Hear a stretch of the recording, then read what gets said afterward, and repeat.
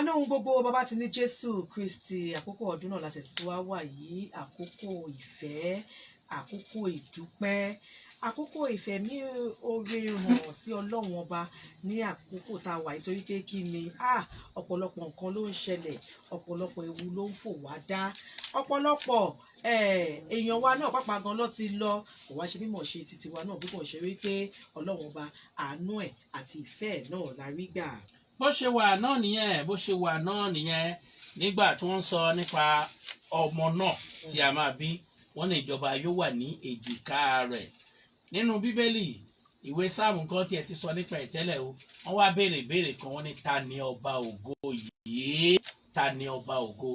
Àkòrí ìpàdé pàtàkì tí wọ́n gbé kalẹ̀ lélẹ́yìí o, àwọn òwò gan ni, kí ni wọ́n rò débẹ̀, kí ló fẹ́ ṣẹlẹ̀ níbi ètò yìí. Ẹ jẹ́ ká gbọ́ mu ta látẹnu Ọlọ́fà. Bàbá wa ẹ káàbọ̀ sórí ètò. Jẹ́ kí n kọ́kọ́ kékeré wa wípé a kú àárọ̀ àdẹ̀kú ọdún, mo gbàdúrà ẹ̀mí wa yóò ṣe ọ̀pọ̀ rẹ̀. Àmín. Orúkọ mi ni Reverend Evangelist Wálé Adéoyè láti ìjọ The Vibrant Baptist Church Ìjàyè-Ọgbà Àìná Àjọbọ Street. À ń sọ̀rọ̀ nípa the King of Glory, ọba ògo. Ta ni ọba ògo yìí? Ó yẹ kó lè yé wa dáadáa. Kí ni iṣẹ́ ọba ògo yìí? Àwọn nǹkan wọ̀nyí ni màá sáré sọ fún wa láàrin ìṣẹ́jú díẹ̀. The book of Psalms, Psalm 24 verse 1. Ó ní ti Olúwa ní ilẹ̀ àti ẹ̀kún rẹ̀, ayé àti àwọn tó tẹ̀dó sínú rẹ̀.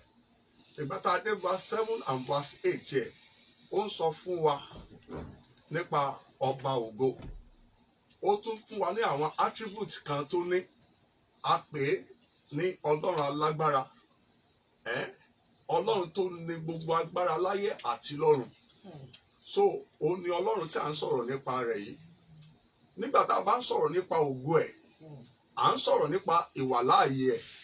Nígbà tá a bá ń sọ̀rọ̀ nípa ògo ẹ̀, à ń sọ nípa títóbi rẹ̀. Nígbà tá a bá ń sọ̀rọ̀ nípa ògo ẹ̀, à ń sọ ohun tó lè ṣe tó ṣe é fojú rí.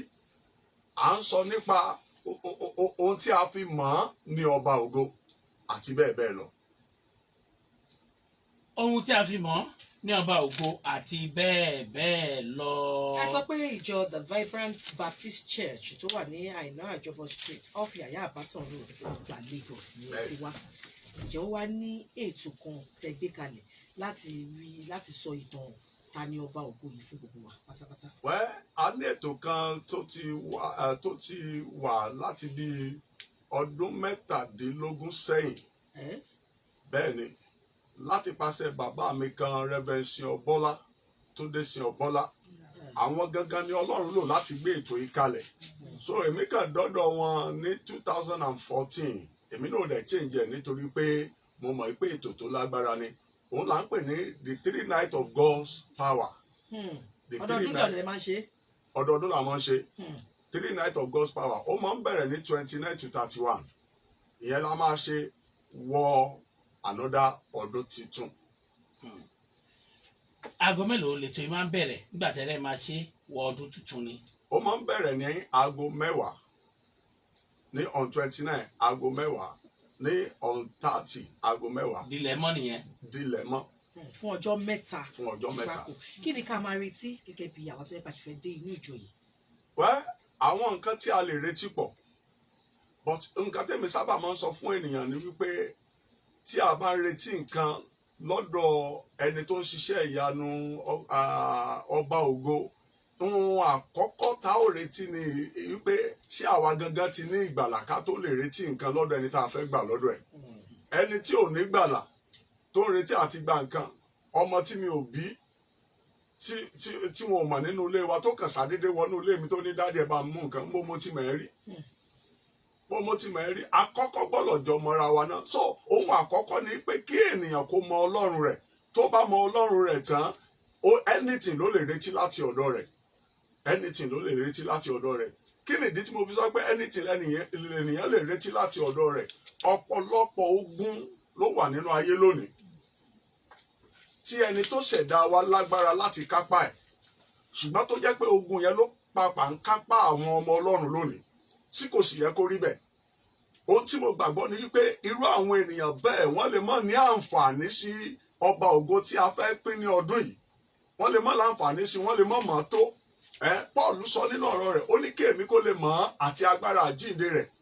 Tó o bá ti mọ ọba ògo yìí, jẹ́ kí n sọ fún ọ, gbogbo problem téèyàn lè ní láyé, orí ọ̀fẹ́ ń bẹ láti borí rẹ̀. Bọ́ téèyàn ò bá mọ̀, kò sí ìyanu, kò sí solution. Irúfẹ́ àwọn òjíṣẹ́ Ọlọ́run wo la tún máa bá pàdé yàtọ̀ sẹ́yìn ẹ jẹ́ olùṣọ́ àgùntàn níbẹ̀? Mo ní àwọn èèyàn méjì tí ó pẹ̀lú mi. Ìkan nínú wọn ni ọ̀rẹ́ mi tímọ́tímọ́, prophet Olúfẹ́mi ọmọ òní ti CAC Mountain Top àtijọ́ rìn but nílùú Ìbàdàn. Ẹnì kejì òun náà ni prophet Joshua òní, ìyẹn náà wà ní Èkó níbí. Mọ̀lẹ́bí ni wọ́n ní. Òní. Wọ́n ṣe mọ̀lẹ́bí. Wọn ò tiẹ̀ jọ wá láti stéètì kan náà. Ìkan wá látọ̀ṣun, ìkan wá láti Èkìtì. Ó dà, àwọn olórin ńkọ́? Àwọn olórin wo nìkan? Àwọn olórin Adéọlá Martins, then ọmọ tiwa gan Olúbùkọ́lá Adésínà tí gbogbo ènìyàn ń pè ní Oníbùdó àti J-Best. Àwọn mẹ́ta yìí ni olórin àti àwọn kwaya ìjọ wa, àwọn èyí. Tí a bá ń bọ̀ ní ọjọ́ yẹn bàbá wa, kí ni ká mú dání kan fáwọn ọjọ́ mẹ́tẹ̀ẹ̀ta yẹn? Ohun tó ṣe pàtàkì ní ìgbàgbọ́ wa ni. Tá a bá ti mú ìgbàgbọ́ dání, ohun gbogbo yòókù tá à ń retí ó wà. Wá pé kọ́lọ̀ aṣọ pé. Àbẹ́ẹ̀ máa ń kàrà. Àbẹ́ẹ̀ máa ń kàrà. Àwọn ò máa ń kàrà.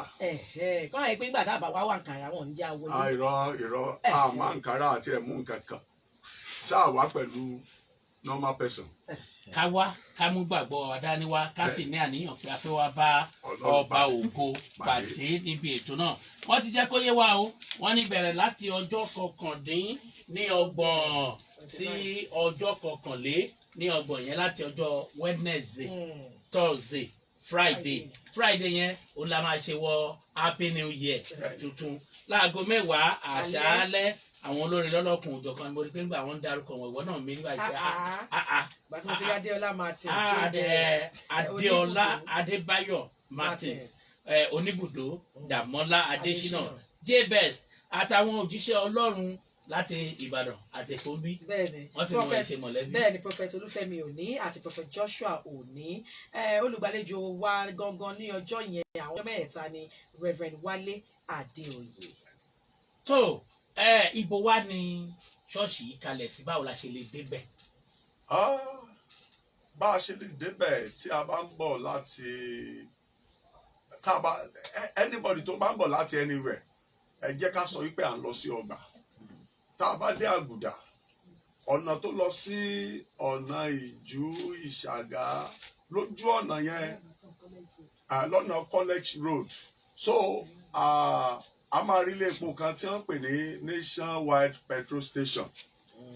Lẹ́gbẹ̀ẹ́ Nationwide Petrol Station yẹn ẹ ṣáà máa gbọ́ bọ̀ wá sísàlẹ̀, so a máa kan ìjọ wa. Tá a bá tiẹ̀ ti rìn sísàlẹ̀ díẹ̀, a ti máa rí church wa ló fẹ́ ga jù tí a kàn ní green. So anybody tó bá dẹ̀ ti ń bọ̀, ó ti wà lára géètì wa, orúkọ church wa The Vibrant Baptist Church. Ó dáa, ẹ wá tún wá ní àǹfààní láti wò wọ́n lórí Facebook page wọn. Àwọn live video broadcast máa ṣẹlẹ̀ ní ọjọ́ yẹn lágbára Ọlọ́run ọba. Ẹ lè wò wọ́n lórí Facebook @vibrant.baptist àti Instagram wọn @The Vibrant Baptist Church @The Vibrant Baptist Church.